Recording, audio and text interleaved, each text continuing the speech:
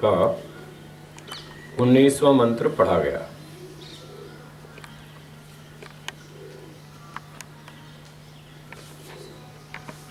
आज के मंत्र में बताया है,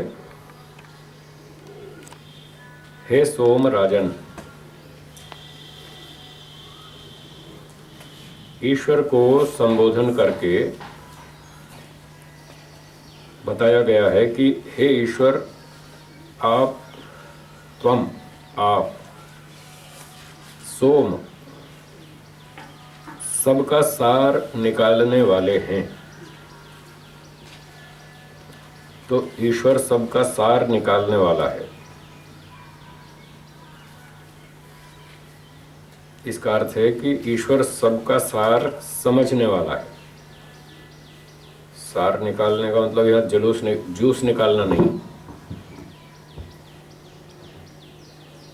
जैसे हम तोरी का जूस निकाल लेते हैं, सेब का जूस निकाल लेते हैं, सार, यहाँ सार से वो मतलब नहीं है। सार मतलब सबके अंदर की बात को समझने वाला। तो ईश्वर सबका सार निकालने वाला है, अर्थात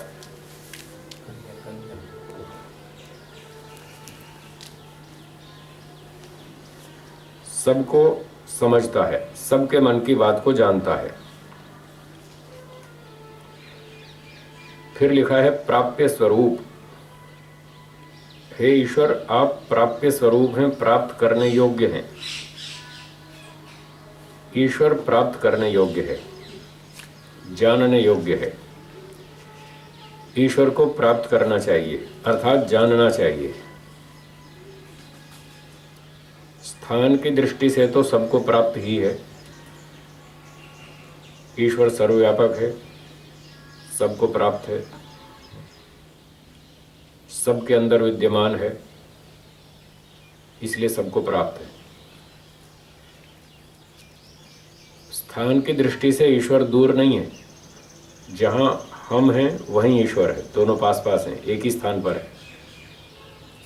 फिर भी कह रहे हैं कि वो प्राप्त करने योग्य है। तो यहाँ प्राप्ति का अर्थ है जानना, ज्ञान। ईश्वर जानने योग्य है। सब लोग यानी सब जीवात्माएं ईश्वर को प्राप्त हैं, फिर भी जानती नहीं।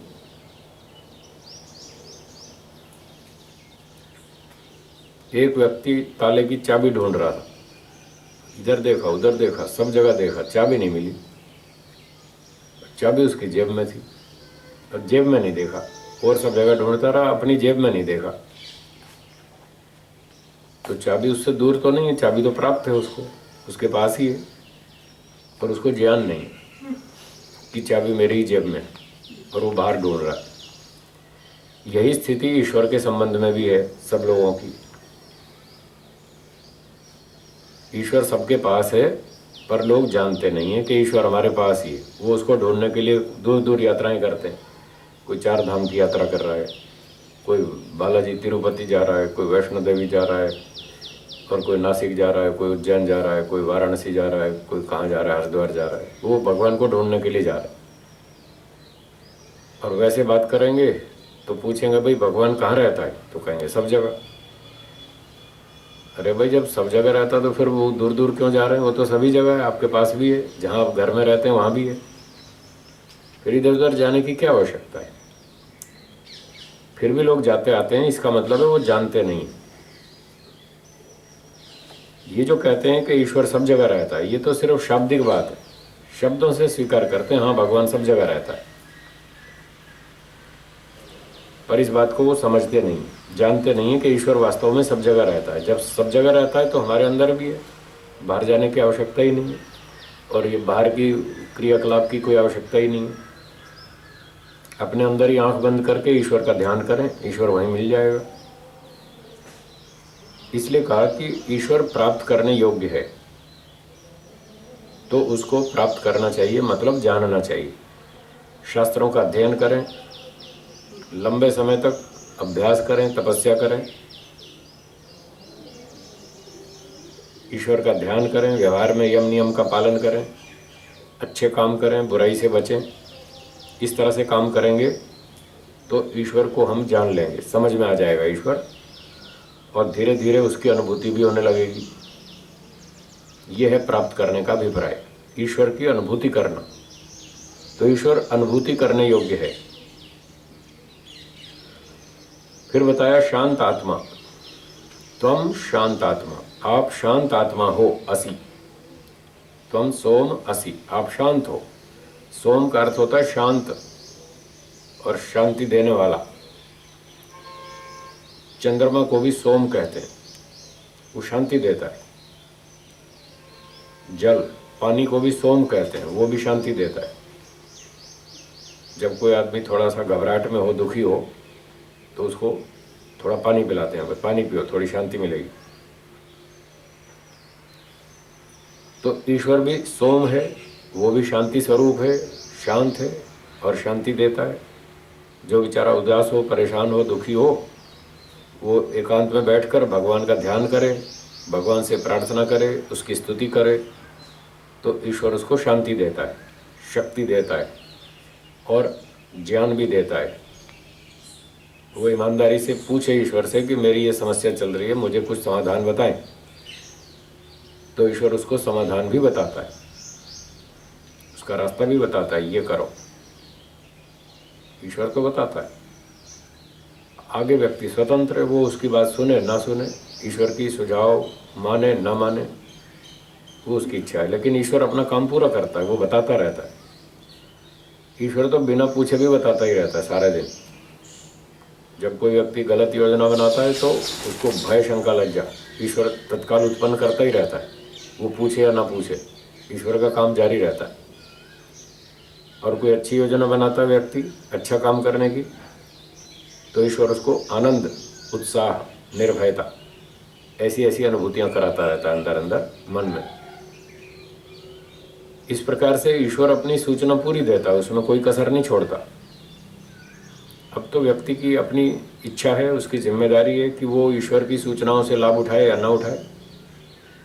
जो व्यक्ति सावधान हो रहता है, बुद्धिमान है, धार्मिक है, सदाचारी है, चरित्रवान है, जिसके पूर्व जन्मों के संस्कार अच्छे हैं, इस जन्म के भी अच्छे हैं, माता पिता ने अच्छे दिए, और वो सावधान रहता है, वो ईश्वर की इन सूचनाओं से लाभ उठाता है।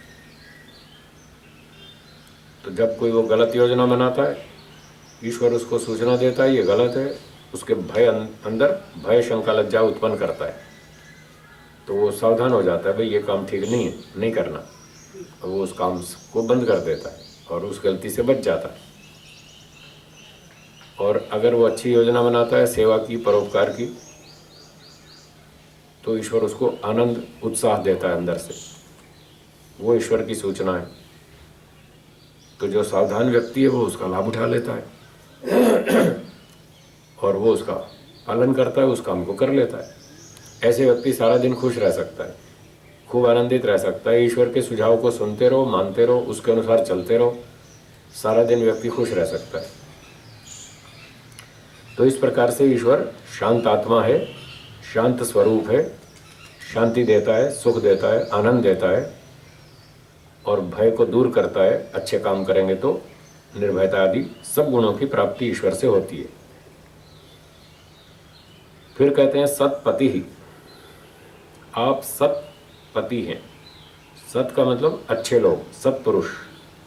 आप सब सत्पुरुषों का पति ही, पालन करने वाले हैं।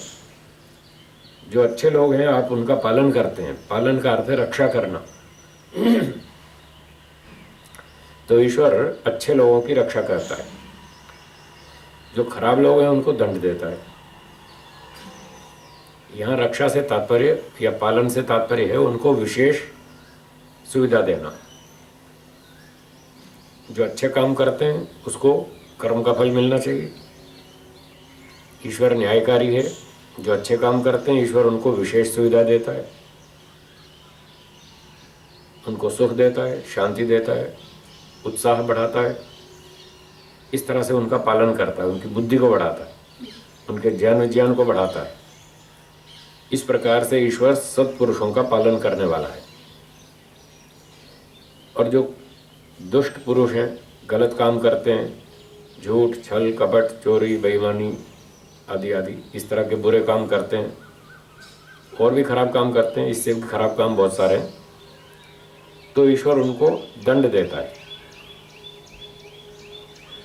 तो इस प्रकार से यहाँ अभिप्राय समझना चाहिए पालन करने का। जो ईश्वर की बात मानते हैं उनको ईश्वर विशेष सुख देता है, ज्ञान बल आनंद देता है। जो नहीं मानते उनको वो दुख भय और ये चिंता तनाव आदि आदि इस तरह से दंड देता है, और आगे भी दंड देता है। जितना जितना बुरे काम बढ़ते जाएंगे उतना उतना दंड भी बढ़ता जाएगा।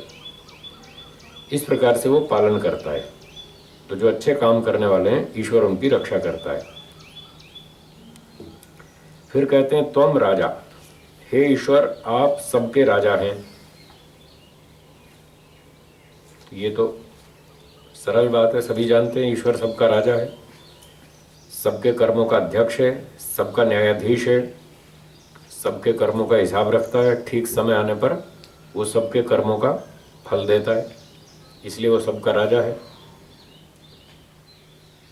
वैसे राजा शब्द का जो मूल धातु अर्थ है वो है चमकने वाला। राज्री दीप्तौ धातु है संस्कृत में, तो इसका अर्थ है दीप्तिमान, चमकने वाला। तो ईश्वर राजा है, सारी दुनिया में चमकता है। जो चमकता है उसको स्टार कहते हैं। आजकल भी स्टार कहते हैं, कोई टीवी स्टार है, कोई फिल्म स्टार है, कोई क्रिकेट स्टार है। वो स्टार इसीलिए कहते हैं वो चमकते हैं, उनको बहुत लोग जानते हैं, उनकी बहुत प्रसिद्धि होती है। तो चमकने का मतलब ऐसे सूर्य की तरह चमकना नहीं है, प्रसिद्धि होना। लोग उनको बहुत जानते हैं, बहुत सारे लोग जानते हैं, यही चमकने का मतलब है। तो राजा भी है, वो जो देश का राजा है वो भी चमकता है, उसको सब देश के लोग जानते हैं। तो किसी भी देश का जो प्रधानमंत्री है, राष्ट्रपति है, उसको सब जानते हैं, उसकी रोज़ सूचनाएं निकलती रहती हैं और सबको पता ही रहता है कि अब कौन प्रधानमंत्री है, कौन राष्ट्रपति है।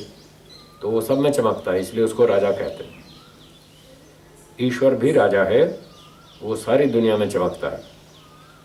जापान के प्रधानमंत्री का नाम शायद आपको ना मालूम हो, चीन के, रूस के, मंगोलिया के हैं, और कनाडा के प्रधानमंत्री का नाम शायद आपको ना मालूम हो, पर ईश्वर का तो सबको पता है। वो सारी दुनिया का राष्ट्रपति है, सब दुनिया में सबसे बड़ा राजा है, उसको तो सब लोग जानते हैं, इसलिए उसको राजा कहा।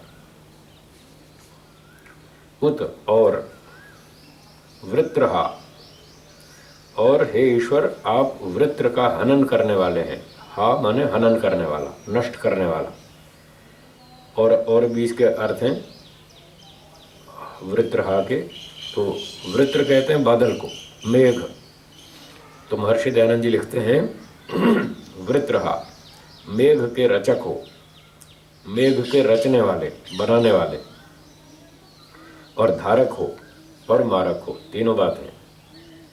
ईश्वर मेघ यानी बादल को बनाता भी है, धारण भी करता है, और फिर अंत में नष्ट भी कर देता है। तो ईश्वर ने सूर्य बनाया, समुद्र बनाए, नदियां बनाई, ये सारी चीजें बनाई। सूर्य को चमकाया, खूब तेज चमकाया, गर्मी पैदा की।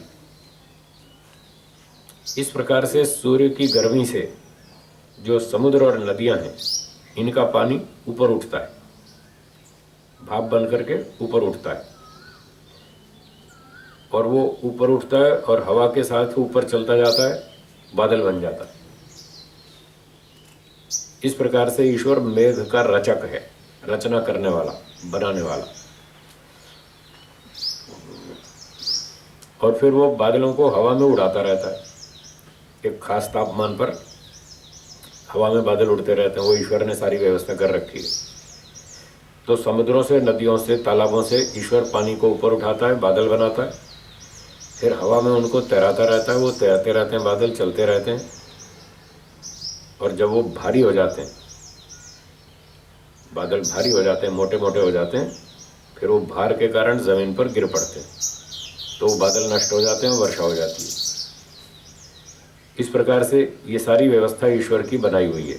बादल को उत्पन्न करना, उसका धारण करना, और फिर उसका विनाश करना, बादल नष्ट हो जाता है, बरसात हो जाती है, पानी ज़मीन पे गिरता है और खेतों में और तालाबों में और पहाड़ों पे बरसात होती है और सबको पानी मिलता है, प्राणियों को भी, और इस तरह से सृष्टि की व्यवस्था चलती रहती है। तो ये सारा काम करने वाला ईश्वर है। इस प्रकार से ईश्वर को कहा कि आप वृत्रहा असि हैं। फिर अगली बात कही भद्रहा, आप भद्र स्वरूप हैं। भद्र कहते हैं अच्छा, भद्र का अर्थ अच्छा है, कल्याण है, सुख है। तो ईश्वर भद्र स्वरूप है, ईश्वर बहुत अच्छा है, कल्याण स्वरूप है, सुख स्वरूप है, सुख देने वाला है। तो भद्रम कल्याणम, जहाँ पूरा कल्याण हो जाए, वास्तव में भद्र वो है जहाँ पूरा कल्याण हो जाए, व्यक्ति का सारा सुख मिल जाए, सारे दुख छूट जाए। पूरा कल्याण का अर्थ ये है, दुख एक भी ना रहे और सुख पूरी तरह मिल जाए, पूरी इच्छा शांत हो जाए, पूरी तृप्ति हो जाए, उसका नाम है भद्रम। तो आप ईश्वर स्तुति प्रार्थना उपासना के मंत्रों में पहला मंत्र बोलते हैं सुबह यज्ञ में, ओम विश्वानि देव सवितर दुरितानि परासुव यद भद्रम तन्न आसुव। तो यहाँ भद्रम ये शब्द आया, यद भद्रम तन्न आसुव, जो भद्र है, कल्याण है, पूर्ण सुख है, वो आप हमको प्रदान कीजिए, आसुव हमें दीजिए। ईश्वर से प्रार्थना कर रहे हैं, हे ईश्वर आप हमें भद्र की प्राप्ति करावें, पूरा कल्याण प्राप्त करावें। थोड़े से काम नहीं चलता, थोड़ा सुख मिलता है फिर छूट जाता है, थोड़ी देर मिलता है फिर खो जाता है, छूट जाता है, और उससे हमारी तृप्ति भी नहीं होती। थोड़ी देर ही मिलता है फिर ख़त्म हो जाता है। तो इच्छा तो बनी रहती है, और सुख मिलना चाहिए, और मिलना चाहिए, लगातार मिलना चाहिए, लंबे समय तक मिलना चाहिए, छूटना नहीं चाहिए। तो वो है भद्रम, जो इस तरह का सुख है, लगातार मिलता है, लंबे समय तक मिलता है, बढ़िया ऊंची क्वालिटी का सुख होता है, और उससे हमारी पूरी तृप्ति हो जाती है, सब इच्छाएं शांत हो जाती हैं। प्राकृतिक सुखों को भोगने से इच्छाएं शांत नहीं होती, बढ़ती जाती, कम नहीं होती, और भड़कती जाती, और व्यक्ति अशांति का अनुभव करता है, उसकी तृप्ति नहीं होती, और मिलता भी थोड़ी देर है भौतिक सुख, थोड़ी देर मिलता है फिर खत्म हो जाता है। तो भद्रम पूर्ण कल्याण, पूरा सुख चाहिए। तो कैसे मिलेगा, उसका उपाय बताया उसी मंत्र में, विश्वानि दुरितानि परासुव, ये उपाय है। जिसको भद्रम चाहिए, कल्याण चाहिए, पूरा चाहिए, वो होता है मोक्ष में। तो भद्रम का एक सीधा शब्दार्थ हो गया मोक्ष। यद भद्रम तन्न आसुव, जो मोक्ष है, जहाँ पर पूरा कल्याण हो जाता है, वो आप हमें दीजिए। ईश्वर कहता है ठीक है, एक आध दे एक आध ले, तुम मेरी बात सुनो, मैं तुम्हारी सुनता हूँ, तुम मेरी शर्त का पालन करो, मैं तुम्हारी बात मान लूँगा। तो क्या शर्त है, विश्वानि दुरितानि परासुव, ये हमारी शर्त है।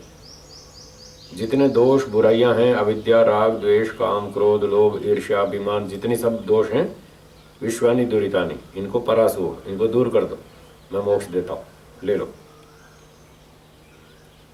तो मंत्र में उसका उपाय बता रखा है, विश्वानि दुरितानि परासुव, सब दोषों को बुराइयों को छोड़ दो, और फिर कहो यद भद्रम तन्न आसुव, हे ईश्वर अब हमने आपकी बात मान ली, सारे दोष बुराइयां विद्या राग द्वेष अभिमान सब छोड़ दिया, सब स्वार्थ छोड़ दिया, अब आप हमको मोक्ष दीजिए।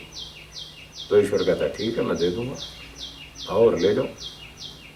तो इस प्रकार से ईश्वर भद्र स्वरूप है, कल्याण करने वाला है, मोक्ष देने वाला है, सब उत्तम उत्तम सुखों की प्राप्ति कराने वाला है।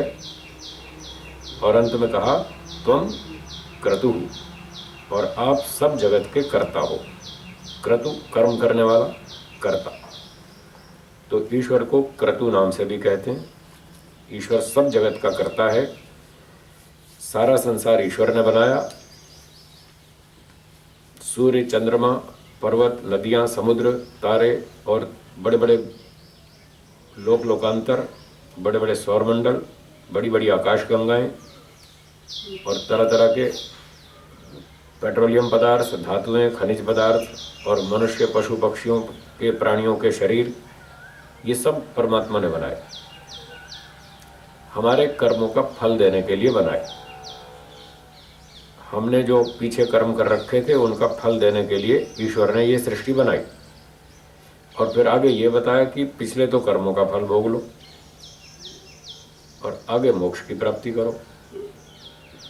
सिर्फ कर्मफल भोगना ही उद्देश्य नहीं है, उसमें तो फिर वो शांति नहीं मिलती ना, पूरी शांति नहीं मिलती। पिछला कर्मफल भोग लिया, फिर आगे क्या करें? अब आगे और अच्छे अच्छे काम करो, बढ़िया कर्म करो, निष्काम कर्म करो, समाधि लगाओ, परोपकार करो और शास्त्रों का अध्ययन करके अपनी अविद्या को दूर करो, फिर मोक्ष में जाओ। तो मुख्य प्रयोजन ईश्वर का जो सृष्टि बनाने का है वो मोक्ष प्राप्ति है। मुख्य प्रयोजन है मोक्ष प्राप्ति। पिछला कर्मफल भोगना गौण है, दोनों प्रयोजन, पर मुख्य ये है जहाँ पर हमारी यात्रा पूरी हो जाएगी, जहाँ हमारी सब इच्छाएं खत्म हो जाएंगी, पूरी तृप्ति हो जाएगी, पूर्ण आनंद मिलेगा। असली अंतिम लक्ष्य तो वो है और वो सिर्फ मोक्ष में ही हो पाएगा। इसलिए वेद आदि शास्त्रों में बताया गया कि ईश्वर ने दो प्रयोजनों से ये सृष्टि बनाई। एक तो अपने पिछले कर्मों का फल भोग लें और दूसरा आगे अच्छे अच्छे काम करें और मोक्ष की प्राप्ति करें। इन दो में भी मुख्य है मोक्ष प्राप्ति। अब सब लोग चल रहे हैं संसार में, अपना अपना कर्म फल भोग रहे हैं। कुछ लोगों को मोक्ष के बारे में जानकारी है, ठीक ठीक जानकारी है, तो वो मोक्ष के लिए प्रयास कर रहे हैं, अच्छी मेहनत कर रहे हैं, उनको मोक्ष मिल जाएगा। बहुत सारे लोगों को शब्दों से तो पता है कि हाँ मोक्ष होता है, हमको मोक्ष चाहिए, पर विधि नहीं पता, रास्ता नहीं मालूम कि होगा कैसे, ये नहीं पता। वो बेचारे अविद्या में भटक रहे हैं, तो हाथ पैर मार रहे हैं, समय भी लगा रहे हैं, पैसे भी खर्च कर रहे हैं, शक्ति भी खर्च कर रहे हैं, पर मिल नहीं रहा उनको। वो ठीक रास्ते पर नहीं है, रास्ते का पता नहीं। और बहुत सारे लोग हैं जो मोक्ष को जानते ही नहीं, उनको पता ही नहीं मोक्ष क्या होता है। वो तो अपना बस आते हैं दुनिया में, थोड़ा काम किया, पैसे कमाए, खाया पिया, बूढ़े होके मर गए। मरने के बाद फिर स्कूल जाओ, फिर अगला जन्म। अगर अच्छे काम किए थोड़े तो मनुष्य का जन्म मिल जाएगा, और अच्छे काम नहीं किए तो फिर पशु पक्षी बनो और अपना दंड भोगो। तो बहुत सारे लोग, बहुत सारी आत्माएं ऐसी हैं जिनको मोक्ष के बारे में कुछ भी पता नहीं। वो इसी चक्कर में, चक्की में ही पिसते रहते हैं संसार की। आते रहो, जन्म लेते रहो, थोड़ा सुख भोगो, फिर बहुत सारा दुख भोगो, और फिर अगला जन्म, फिर अगला जन्म। वो इस चक्कर में ही पड़े रहते हैं। तो बहुत अच्छी बातें बताई आज के मंत्र में ईश्वर के बारे में कि हे ईश्वर, आप इस संसार के राजा हैं, इस संसार के बनाने वाले हैं, आप शांति स्वरूप हैं, शांति देने वाले हैं। आप सबका सार निकाल लेते हैं, सबको जान लेते हैं, कौन क्या सोचता है, कौन क्या विचार करता है, सबको समझते हैं, सबके कर्मों का फल देते हैं, ठीक समय पर देते हैं। और तरह तरह के सृष्टि में आपने पदार्थ बनाए, बादल आदि भी बनाए, और सारी सृष्टि की व्यवस्था चलाते हैं। तो हम आपसे प्रार्थना करते हैं, आप हमारे सब दुखों को, दोषों को दूर कर दीजिए और भद्रम, जो मोक्ष है, उसकी प्राप्ति कराइए। इस प्रकार की बातें आज के मंत्र में बताई गई।